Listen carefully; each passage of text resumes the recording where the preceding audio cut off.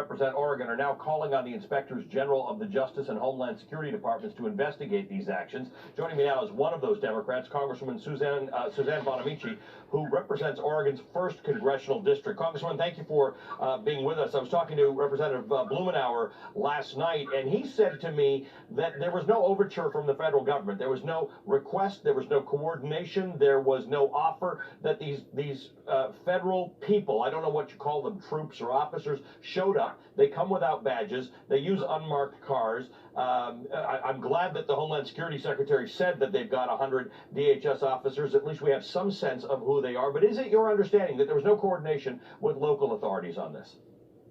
Well, that's right, Ali, and thank you for having me on the show. And I just want to start by saying, you know, we're grieving today with the loss of Congressman John Lewis, and I'm glad you're recognizing him. Absolutely. And especially with what's happening now in Portland. I had the honor of serving with Congressman Lewis and walking across the Edmund Pettus Bridge with him on the 50th anniversary of Bloody Sunday, and I'm bringing his voice with me in this fight. So yes, it's true that we did not invite these officers to come to Oregon. They are not welcome here. Everyone should be alarmed at what's happening. And it really started, heightened the tension in our community when a week ago today, one of these officers shot in the head a peaceful protester. Now, this was one of these supposed to be non-lethal, less lethal munitions, but this young man, 26 years old, who was standing across the street from the federal building, is my understanding he's still in the hospital. We don't know how he's doing, but he had to have surgery.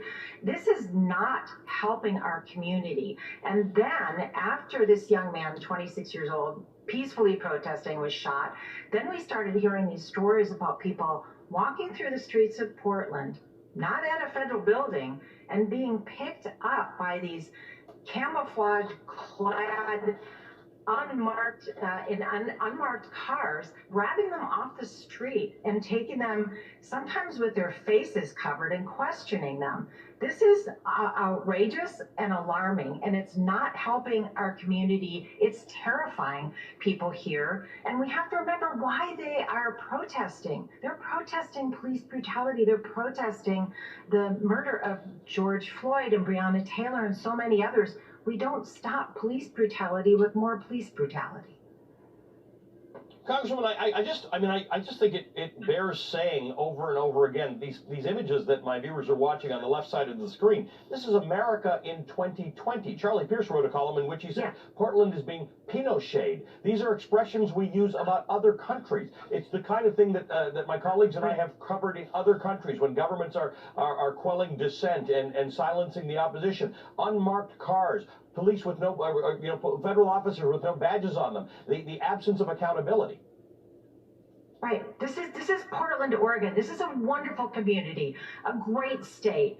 And the presence of these officers here who are terrifying our community are, again, making it much worse. They're exacerbating the tensions here. They are not welcome. We are demanding answers from this administration. And I have to say that this feels like the president, who was supposed to be a president in a democracy, is acting like a dictator and trying to deflect from his failed leadership on addressing the coronavirus pandemic and his other inadequate leadership. And he's drawing attention away from that and trying to show that he's a law and order president. This is neither law nor order.